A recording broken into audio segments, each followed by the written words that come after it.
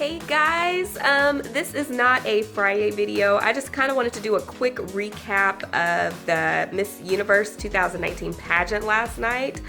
Miss South Africa won. Oh my gosh, brown girls. You know what? Here's my thing.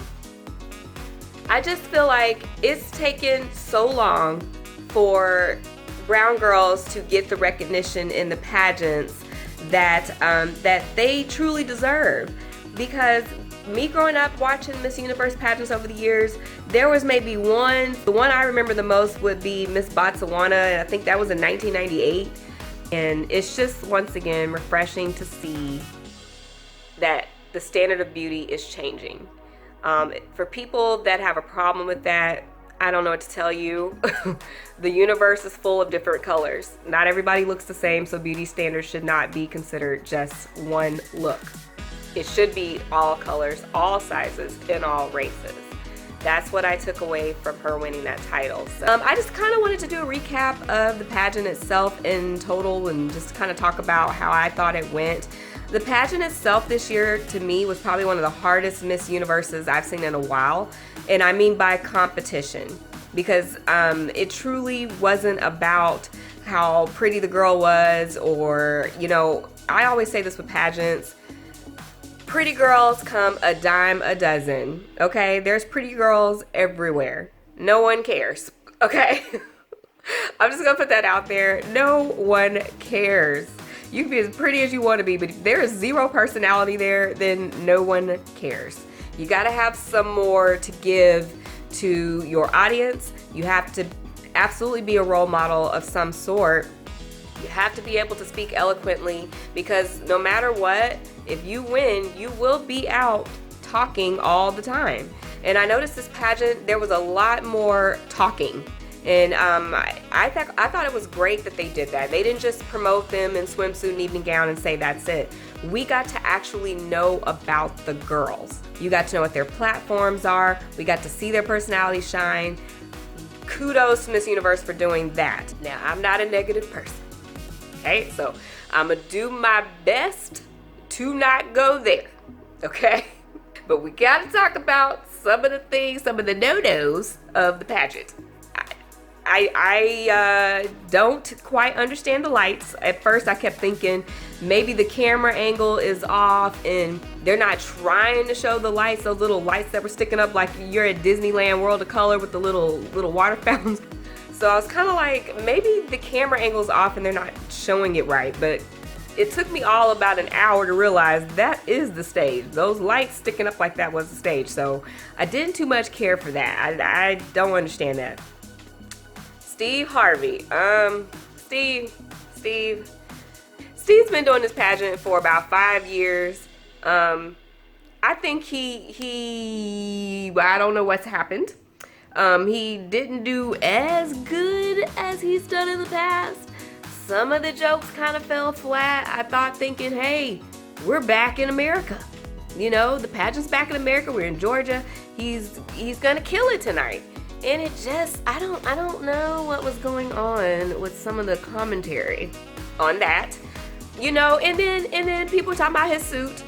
Steve has been in Ghana, I think, or something. I listened to the Steve Harvey show in the morning before work and stuff, so I know he's been in Ghana. So maybe that suit had a lot to do with him feeling a little passionate about Africa.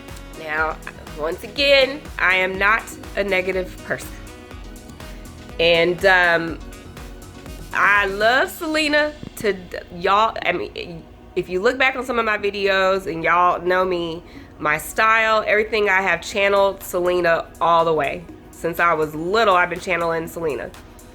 But can we talk a little bit about the singing out of the pop star girl? Look, I'm just gonna say this. No one can compare to Selena's voice. People have tried. Selena had a voice that was just like no other. You will never, and I repeat, there will never be another voice like Selena Quintanilla's voice. It's just not going to happen. So I already put out of my mind that this girl is not gonna sound nowhere near like Selena. But Lord, try not to be negative. I'm doing my best. I'm trying to be positive here. I just don't think that it was. Maybe it was rehearsal. You know, maybe we could have rehearsed the song a little bit more. Work on some tone, maybe little, you know, some parts that were not as good. I could barely hear her sometimes through I Could Fall in Love. I'm not sure what was going on. It could have been better. It could have been better, and that's all. Look, Selena passed away in 1995. It is 2019 at Miss Universe, and we got to hear her music. Okay, so let's give a clap for that, because Selena's been gone a long time, and the fact that her music still lives on and still something that is played today on a scale like Miss Universe spoke volumes, you know. So let's just keep it at that. But it wasn't great. It was not that good. Maybe some vocal lessons, and she'll get it together for the next time. Sometimes you kind of know how things are gonna go, but this particular time in the pageant, I had no idea who was gonna win. I really didn't. It was good. So let's talk about the top 10 finalists. We had USA, Colombia, Puerto Rico, South Africa, Peru, Iceland, France, Indonesia, Thailand, and Mexico. All of them were amazing. I thought that was a very good lineup. I thought it was a very diverse lineup. But the top 10 was very good. I thought really Iceland was going to win for a minute. I was like, she is just a stunning girl, very perky personality, and just fun and just beautiful. So I really thought for a minute, okay, she's probably gonna win. And then I thought Mexico for sure was going to probably be in the top 5. I call that already. I was like, just certain girls, you just know they have it factors. I say that all the time. There's some women that just have a it factor. It's amazing. USA, she did, I thought, well. I mean, she was strong, but you guys, it's tough because you are now competing on an international scale, and every one of those girls wanted that title, and you could totally see it. So while I think she was definitely meeting her match, at first I thought, you know, USA, we might actually have another USA winner. Until the other girls got up there, started talking, I was like, uh-oh. USA met her match. But I will say, can we give a round of applause for USA's abs?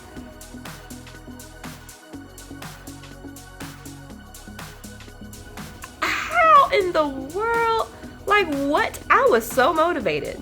What do you have to do to get those kind of abs? But man, I couldn't stop looking at her abs. I couldn't even pay attention to anything else because I was so focused on her abs. They look amazing.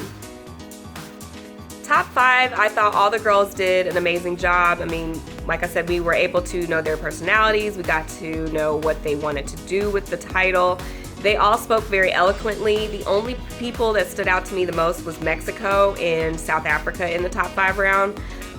They just spoke with such eloquence and power, and they were so confident. I love what they said. I just thought they did a great job. So I kind of knew at this point, okay, it's the competition's really between Mexico and South Africa. So we jumped to the top 3, which is Puerto Rico, South Africa, and Mexico. Now, I just naturally assumed that Puerto Rico would be second runner-up. That's just my opinion. I'm sorry. I never saw her as a full-on standout. I mean, I thought she was great, but I didn't quite understand. I don't, like, she's great. Like I said, I don't want to talk negative about people, but I just never saw her as a standout. I didn't get the hype, honestly. She's beautiful. I don't know. I'm sorry. It's my opinion. I just didn't think she would stand out. I really thought she should have been second runner-up, and Mexico or South Africa should have been winner. So ultimately it came down to Mexico being second runner-up Not sure what happened there. And then it became between South Africa and Puerto Rico. And as we all know, South Africa took the title of Miss Universe. She absolutely deserved it. And I honestly didn't want to even get on the internet. I did it because I assumed that people were going to say some negative things. But shockingly, I haven't seen hardly anything negative. Like, no one of any race has said anything negative about this girl. It's just everything has been all good and positive things. And I think that's great because people are seeing a person for not just the color of their skin, but for what they stand for. That should be our purpose all along. And I think honestly, if people all thought that way, we wouldn't be in the situations that we're in right now with racism. They all, from all races, saw this girl for who she is. Yes, she is stunning. That's not the takeaway there. I heard some people did have things to say about her looking too manly and her short hair.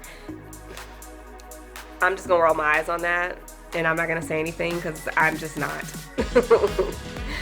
Just roll your eyes on the comment about her looking too manly. Whatever with that. But I thought she was stunning. I thought she did a great job. The pageant overall, I thought, was very, very stiff competition. This was a good Miss Universe this year. It was a good Miss Universe. I can't remember who said it. Maybe it was Mexico, but I heard someone mention that they're not looking for models, they're looking for role models. That is like the hashtag of the year because it's the truth. They weren't looking for models. Everyone's gorgeous. They were looking for someone that can really have the overall package for that title. You have to be someone from, if you're talking universe, you're global. So you have to be able to be someone that is able to speak to people on a global scale. You're able to be relatable on a global scale. And I think that's something that she would be able to do. So I will see you all on Friday, and I hope you all have a wonderful week.